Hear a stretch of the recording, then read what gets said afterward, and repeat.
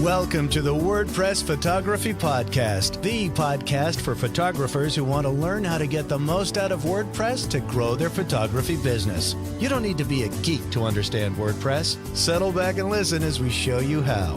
Now, here's your host, Scott Wyden-Kivowitz. Welcome to episode 113. My name is Scott Wyden-Kivowitz, and today I'm joined by my guest, Rachel Brenke. My friend Rachel is the head attorney and photographer behind the Law Tog. You have probably heard of the Law Tog, and if you haven't, well, why not? It's a legal resource for photographers, and as an MBA, business consultant, and multi-state licensed attorney, Rachel knows the ins and outs of what goes into running a photography business and how to legally protect yourself. Not only does Rachel have real-world photography entrepreneurship experience, but she combines this with her intellectual property law and business knowledge to provide a one-stop resource to help protect your photography business. And as a mom of 5, yes, you heard that right, an Army veteran spouse, and a Team USA athlete because she's got nothing else to do but to compete, she understands that life is busy and we don't have time to mess around. And this is another mini series episode of our Pivot and Shift series. And we are going to sort of pivot and shift this from the photographer standpoint to the legal photography standpoint, because that is Rachel's specialty. So as you'll hear, she is not your attorney. That's her disclaimer. But Rachel, it's nice to see you again. You too, man. Pandemic, pivot and shift. That is like the title slogan, I think, for 2020, pivot and shift. It's funny, You're doing this intro, and I'm like, man, you need to do my intro for me everywhere. That makes me sound really impressive. I'm excited to chat pandemic and legal stuff because it's been huge. I mean, we've been so busy at the Law Tog, putting out resources, doing stuff like this, just trying to get the right information into photographers' hands, because this is, and I hate this phrase, we've heard it a billion times, unprecedented times, right? But it's true, right, especially when it comes to legal. Yeah. So we're going to be digging into a bunch of questions that I have. Okay. But to get the ball rolling, can you share some of the general shifts that you've seen in the photo industry from your side? Specific to the pandemic? Yes. Oh, man.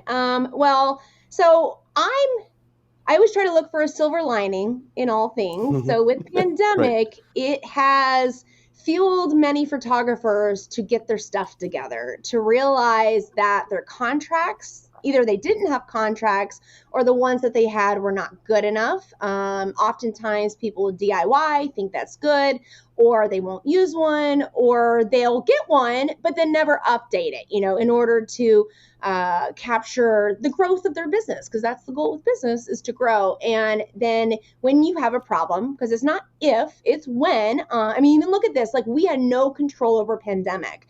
And that is one of the big shifts I've seen, is the mentality from, I'm never going to pursue a client, so I don't care about contracts, which is not true, because I hear that all the time. People change their minds.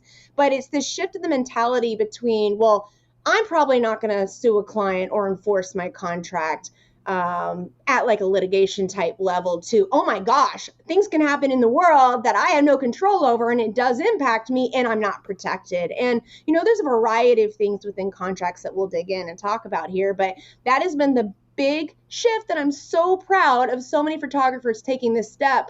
It sucks that it took a pandemic for it to happen, but it's really going to set many photographers who have committed this time to going from reactive when pandemic started, all these cancellations, reschedules, to now really taking a more proactive approach, which is really what I've always taught as an attorney and as a photographer. Being an entrepreneur myself, I don't want to be in the reactive state all the time, especially when it comes to legal stuff.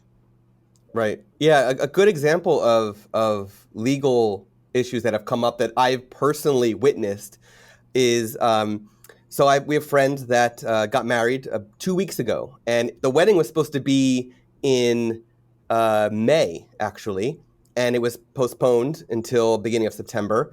And it went from a 200-person wedding to a 20-person wedding. Mm-hmm. And in the process of rebuilding the whole wedding plan, they had to go through the venue contract and the photographer contract and the videographer contract and the DJ contract to figure out what they can reduce and change and whatnot. So the venue legally, because of the state's laws, had to shrink the size. There was no choice about that. But they actually did refund a good chunk of the money that was going to be paid and did get paid, and adjusted everything inside the wedding. The photographer went from multiple photographers to one. Mm-hmm. The videographer, the contract was canceled. Mm-hmm. They were able to do that. And the DJ, because they wanted to live stream it for everybody who couldn't come, the DJ had videographers on hand that could handle that stuff. That's fun. So the DJ handled the video work instead of having an actual videographer. Mm-hmm. So the video stuff isn't going to be a cinematic wedding video that you might get these days. It's going to be more of a standard, cameras fixed in place, but there was somebody managing it and live streaming it and doing all that stuff. So if contracts were not there, who knows what would have happened? It would have been an utter mess, right? Mm-hmm. And their honeymoon they did have a legal issue they had to go back and forth and fight with, where their honeymoon was supposed to be Italy, and legally they couldn't even fly to Italy. The United States won't allow it. So they had a fight with the, I think not only the airline, but also the hotel or whatever they were staying at in Italy to cancel it all. Mm-hmm. And they wound up doing a week road trip to Maine instead and had a great time. But so yeah, contracts, kind of important thing. Well, and that's the thing, not even in pandemic, it just is in life in general. Because, for here, we had the restrictions of venues. They were either shut down, they were limited. And so, there's many couples that have decided, well, if I have to go from 200 to 20, I don't want to do it at all. Or we have people like your friends who are kind with, good with adjusting. And so there's such a variety of situations that came out of pandemic that I think are really good lessons for photographers to learn, because these are still at the core of it. You may not have pandemic, but clients wanting to reschedule or not, or cancel or change things. What you learn now in pandemic in dealing with that will carry over after pandemic. So now's a really good time when you're forced to essentially not work as much, which I know sucks because that directly impacts money, but it's a really good time to learn those lessons of how do you want to respond? Because the way that I always tell people, and is exactly what you just outlined, is what do I do in this situation? Well, we start with legal first. Once you know what your legal position is, and so in pandemic, that was, what are the states allowing, as far as venue restrictions, am I allowed to shoot at all? Then, and also your contract, once you have that foundation, that's when you can then sit back and go, what do I want for me and what do I want to offer customer service wise? Because one of the things with contracts is it's almost the minimum of what you can do. You can always go above and beyond it. You just can't take away from that. And I want y'all to kind of shift and pivot your mind to look at contracts in that way, that it creates a structure. It sets the expectations all in one place. So hopefully there's no miscommunications. It governs if there's an issue, but it's the minimum that you have to do. So once you have that foundation, then you can decide if you want to offer customer service. And I'm offering this here as a logical approach to it, because I'm seeing in groups, you see such a variety of opinions. Y'all, I'm in all the Facebook groups. I see y'all chatting and talking legal stuff, and because it helps me to know what y'all need at the Law Talk. And I'm seeing a range of some people when they're receiving cancellations or reschedules from wedding. Well, let's take the example of reschedules when you've paid a non-refundable retainer. And I probably completely blew your list of questions here, but you'll have half of the group saying, no, you're allowed to keep it. You'll have the other half going, you should be a person and refund it. And for me, all I care about, and my advice to y'all, is know that foundation, the legal foundation, what your place is, and then you can decide what's best for your business customer service wise. Fantastic. Yeah, you definitely blew some of my questions, but it's okay because one of my questions was going to be, what would you tell photographers in this situation? And you're basically telling them, have the structures in place. Now, if only there was a place that somebody could go and, easily get a nice template as a starting point, plug. So yeah, Rachel has a wide range of contract templates, and is calling them a template the right terminology? Because that's how I look at it, but you may be using a different terminology. Yeah, I mean, I use the terminology template. You have to consider we draft them from not just a legal standpoint, which we do because it's on general contract principles, so it's fairly good bones across the United States. But it's also from the approach of that I've been an active photographer, so I know the type of questions. Right. I have a pulse on the industry, and so right. Template kind of doesn't do it justice because it also has that extra level. We're kind of unicorns, right? We have the legal side plus the active photographer and working knowledge side, and can combine that. And so I use the word template because it's always best to obviously check for your state, which was super important during pandemic specifically because you have to look to very specific state regulations, not even just like what are the shutdown, what are the venue restrictions and all of that, all these orders that were flying everywhere, that's all going to be state specific. And that's another error I've seen in groups is, well, people just say, what should I do? And it's like, hold on, we got to step back and see what are you even legally required to do by these orders. But another thing, even contracts themselves, there's some very specific things that can be heavily governed by state. For example, like late fees, those are heavily regulated, and so you want to make sure that your contract's in place to not exceed that, or at least so you can max the amount of late fee that you could charge on a client if you needed to. Well, remember, minimum, you have it in there, so if you need to charge it, you don't have to. You can always waive it for customer service, but you have to have it in there in order to do it. But it also has to be in line with state law. And so that's one of those things. We say template because we still want you to make sure that you plug and play. We have all the stuff in there. The bones are in there. You just need to make sure that what you're filling in is going to be applicable to your state. Right. And so somebody buys a template from you, and now they have this general contract, but they need to really, really specify it to their business and to their state, their location, wherever they are in the world. Do they hire a local lawyer, or is there somebody on your team that they can hire to do that for them? Yeah. So to get it even more specific to them. Yeah, I hear you. Because that's the thing. Even though we've worked with a lot of photographers, everyone's business is different. Even within the templates, it's like a create your own story. If you do in-person sales, there's a section you put in for that. If you only do online gallery sales, that kind of stuff. So we really try to cover as much as possible. But to your point, yeah, you would have to look locally. I have my firm, which is separate from the Law Talk, Eden Law, and this is something I've been trying for years to try to serve the photography industry, is really get counsel that work with me so they understand the photography industry. You're seeing the theme here. Like, we are in a very unique type of industry. So to answer your question, you can look locally, but I would recommend checking out to see who we have that already knows photography industry, see if we can do your state. If we can't, I'll see if I can try to get a referral for you, or else see who else in your local area, photographer-wise, that could recommend you to an attorney. It is super important you find somebody that has intellectual property knowledge, because we're different from other businesses in that we sell photographs, which is intellectual property. And that's beyond this episode. I think that there's a whole host of copyright issues there. So just make sure you're really being clear on who you're using. And the reason I'm harping on this is because I've seen a lot of messes that we've ended up cleaning up, because people think, anybody, not just photographers, think going to a lawyer is good enough. And that's not always. You might get a decent contract, but not really one that will serve you and serve your clients. Yeah. So just to specify a little bit on Eden Law. So Eden Law is your law firm. Mm-hmm. You are a multi-state licensed attorney, so you know the law for a lot of states outside of where you specifically are. Mm-hmm. But Eden Law, you have other attorneys who are also licensed. Yes. So if you had to, just off the top of your head, take a guess of how many states do you think, between you and your other attorneys, how many states do you think you have covered? I think we have 14, and we're about to add 4 more. My goal is to get all 50, but what we did is we dug into the Law Talk audience and all the requests that we were getting, and we started with the most popular states, so like Texas, California, Florida, New York, and that kind of stuff. We kind of went down the path. So some of the less popular states, it'll probably be a while before we get somebody, but I still have network, so I could still try to find someone, even though they wouldn't be with us. Great.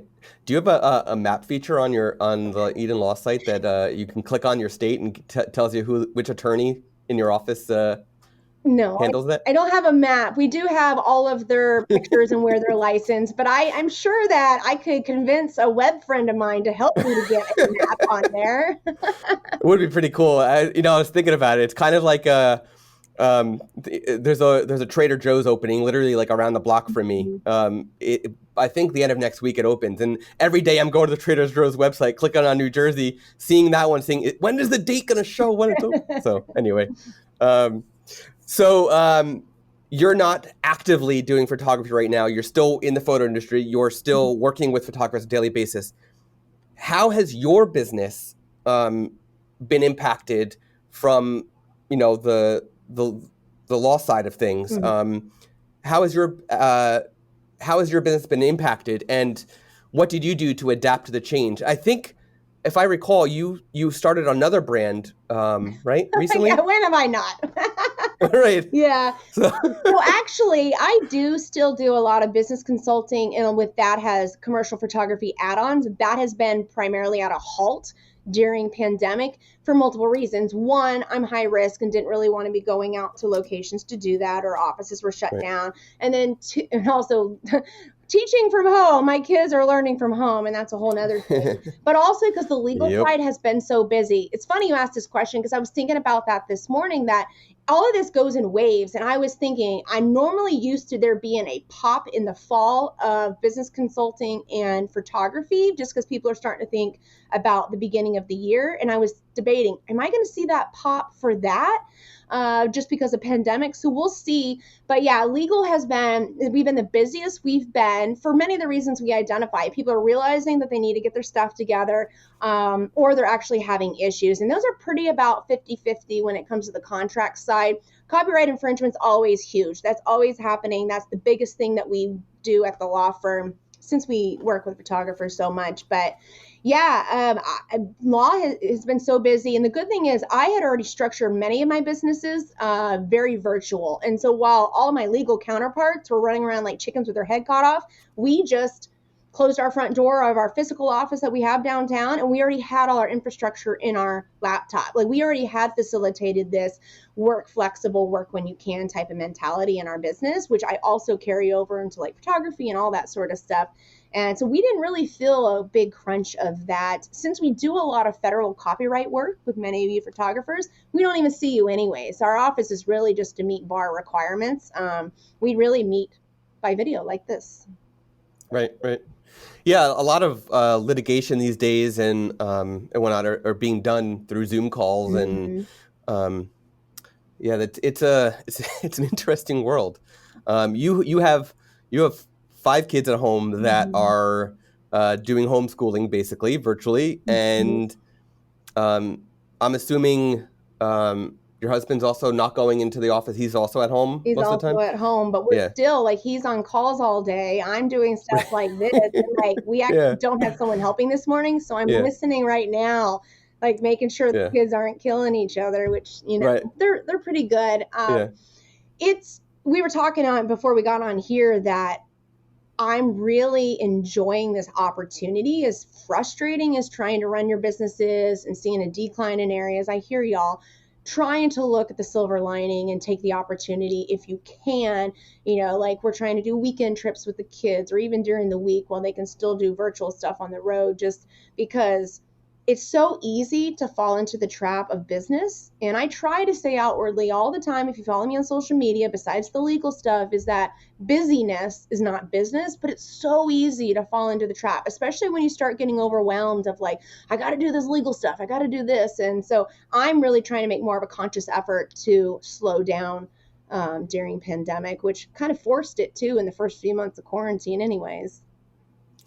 I was actually going to ask you if there's anything you wanted to, any advice you wanted to tell photographers that were, sort of unrelated to photography, unrelated to law, but just something to the silver lining. And I think that was a good a good answer to a question I didn't ask yet. So I Yeah. like it. So the add-on to that is one thing that I've really been trying to encourage myself and others to do is while we have time, and I use that loosely, it's really just adjusting of priorities right now, is finding something new. And for me, I found something new personally, but I've also, like you mentioned, I opened up a new brand, which is for lawyers, because many lawyers don't even understand intellectual property stuff. And that way I'm meeting the needs that I see, and I can start growing another brand, and it gives me just a little change of pace here. But for the most part, I'm digging in with photographers, and because everything is changing so much, I mean, we've kind of slowed down a little bit in that. If y'all realize, like in the beginning, was it like March when, I know for us, our schools were shut down March, like on our spring break. And then we were in like full shutdown by beginning of April. And I feel like everything was fast and the furious, ever changing. And now it's kind of like slowing down a bit as far as the orders and changes. That was back then is really when I saw panic in photographers. So I'm hoping you guys are feeling a little bit better with your feet under you now. Right. And earlier, a little while ago, you said that your legal competition was running around with chickens without their heads. And now, even though you weren't for your business, now we're running around like chickens without heads because our kids are at home, right? So, well, this morning I was like, we got to do worksheets. I'm talking with Scott. We got to do worksheets. And yesterday I was recording a call, and my son was upstairs, and he had a tantrum about something, and I'm like, this was a live stream actually, so there was a live webinar and live on YouTube, and I'm like, sorry for my son screaming upstairs. But that's one thing that I've noticed is that I feel like there's a lot more grace for that type of environment now. Like before, when, especially with photographers, when you're trying to do calls from home, because many have home businesses, you're trying to do it, and your kids or your family, your dogs, whatever's in the background, even though you try to hide like in a bathtub, which I've done many a times. And I feel like clients are more forgiving about it now. In fact, the other day, one of my dogs went nuts in the middle of a legal client call, and the client, I was really embarrassed because normally I put the dogs up, and after I got the call, he was sending me pictures of his own dogs. And I was like, okay, that's cool. It was a good way to like connect. Not that I really wanted to be like super noisy, but trying to roll in with it, trying to make the best of it. Yeah. Got to do what you got to do. So I know the answer to this, but not everybody knows you as well as I do. Mm-hmm. So I'm going to ask you a question. Oh God. That is, the last question that I'm asking each guest in this series. And I feel like it's something that is even more important now than ever because of the times that we live in. Is there something you do for health mentally, physically, or a combination to cope with the stress that comes out of the pandemic? For me, the example that I use is that I train even harder in my karate classes because it's an incredible combination of both of those things. It's mental and physical. So what do you do to cope? So you kind of gave it away in the intro a little bit. I compete with Team USA for triathlons, and I also do Ironman triathlons. This is like the first year I've never had a race, like at all. And frankly, it's been kind of difficult for me to keep myself motivated. I have my own personal issues that happened at the beginning of the year, plus pandemic, plus being busy, excuses, but I did find that pandemic was really weighing on me more than I realized it was. It's easy for me to sit here and say silver lining, blah, blah, blah. But I've really realized, we're 9 months into the year, and my mileage is so low. Like if I had to race in a few weeks, I would die. There's no way I could do it. So it's easy. Yeah. I sit here and say I train for triathlons, but it's been difficult because we can't use the pools. I can ride my bike and run at home, but there's just no motivation there because every race keeps getting canceled. We don't even know what 2021 looks like. And so that's kind of like what I was mentioning. Try to find new things that you could do. That's not necessarily an obligation. I'm also been wanting to learn to play violin, and I think that's just for me. And so I bought a violin. Asked me if I've tried it yet. No, but I made the steps. So, which that way I have something for me, because I think it's easy as business owners, especially if you're in the first few years, because I did this, convincing yourself and saying, well, business is for me. It's not for anyone else. But there becomes a point where even though you love it, you need something outside of business where it's not an obligation, especially if your family is financially dependent upon that. But yeah, so long-winded answer to your question, but triathlon. I like it. I like it. You know, I've got they call it basketball knee. And I guess it's also runner's knee. I guess it's the same thing. And when the pandemic hit and my karate classes went virtual, I have been around my in-laws, both my father-in-law, my mother-in-law, and my brother-in-law on a regular basis. And both my brother-in-law and my father-in-law also are in the karate school. And I was on the cusp of, before the pandemic hit, on the cusp of testing for my next belt. And in our school, part of the test is fighting. And both my brother-in-law and my father-in-law are black belts.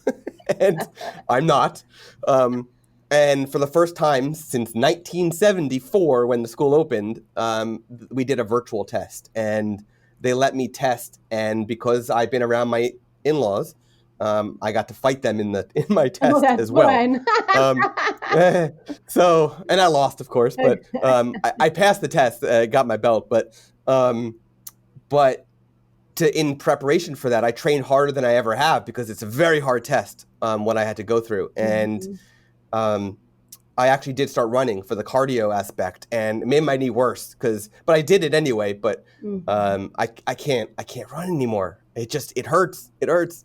So. Well, that's my thing. I think there's a big element of just getting outside, especially since we are so shut down. I mean, I had surgery a couple weeks ago, so I can't run yet. So I've been walking. I've been like power walking, and I'm about to go, if the mall was open with a little, I'd be out there with her, because my time is dropping. Like, I'm competitive with that, but it's really all about getting outside, getting the vitamin D, and just having an escape from being in the four walls. That can do wonders for productivity and for clear mind when you're dealing with clients, etc.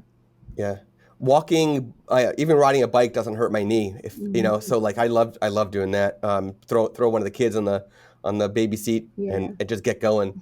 And we actually started doing in-person karate classes on my father-in-law's lawn. And so a bunch of us from the school have gotten together, and so we're actually doing karate outside, which has been fun, and from a distance. But so before we finish up, is there anything that you want to share? Any final notes you want to share with all the photographers watching? Anything related? Yeah, I think one of the things we kind of addressed at the very beginning was looking at your contract, seeing what you have, and I kind of wanted to give a quick little checklist that y'all can take and evaluate. And I'm really primarily talking about reacting to COVID situations like cancels and reschedules, then also setting yourself up for the future when stuff happens. The big things that were missing out of contracts that I saw, obviously force majeure was thrown around a lot. And it is a provision of the contract that allows for either one or both parties to cancel it due to extreme events. The problem is force majeure was so limited. It was only really used for a very short period of time. It probably would not necessarily be used right now. Situations apply, depends on where you live, what's going on. Having a proper cancellation and or reschedule provisions, those are ones that have really been heavily used a lot during COVID, more than force majeure, because force majeure may not always apply, but you still want to have it controlled when your clients are rescheduling, canceling, or you want to cancel or reschedule. And then also COVID liability waivers, these are all over, and it's so funny because they're really intended for it's an assumption of risk that I'm going to engage in a specific activity. And normally, before these unprecedented times, it was used for high-risk activities like skydiving, that kind of stuff, maybe adventure-type photography. But they're commonplace. In fact, I've been interviewed on some major large networks about this because it's everywhere. You're basically signing it when you go to get your nails done, or you go, those sorts of things that you wouldn't have thought about. And it's especially true for photographers. But I think what the biggest takeaway out of those four big things is understand you still, as a photographer, have a responsibility to stay on top of knowing what the mandates and orders are, making sure your contracts are in place, and making sure that you are staying on top of safety precautions as well, following CDC type requirements, because we want to set it up just in case, if someone tries to say, my photographer gave me COVID, unless you knowingly showed up like at a wedding or did a photography session knowing you had COVID, you want to have all these other measures in place to kind of really insulate and protect yourself myself. If you guys want more information on that, we have an entire COVID-specific page at the Law Tog. But those are the big ones that you can get taken care of now for COVID, but also it'll then be in place for in the future whenever this godforsaken pandemic ends. Awesome. I'm going to make sure get that link from you for that content, and I'll put that in the show notes as well. So for everybody who's watching, listening, we had a bunch of Imagely community members asking about terms and service pages. And I just want to share that Rachel has agreed to write a guest post about terms and service and terms and conditions, rather. So stay tuned to the Imagely blog for that. I don't know when it'll be done, but when it's done, it'll be live. And I'll update the show notes with that link once that's live as well.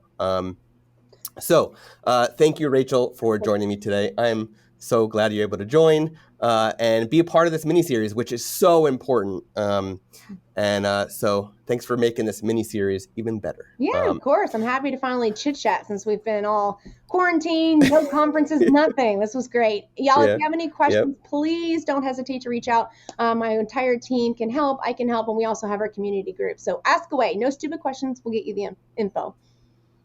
Can you share the absolute best place for everybody to find more information about you and your business? Yep. So for photographers, go directly to thelawtog.com. Everything we've talked about here is linked at the top. Our community group, we have a Start Here page. So if you're just starting and figuring out the legalities of business, as well as our COVID page is linked right in the menu for there. So thelawtog.com, and come dig in. We're happy to have you. Awesome. Thank you. You can find the show notes and where to find Rachel at all the places at imagely.com/podcast/113.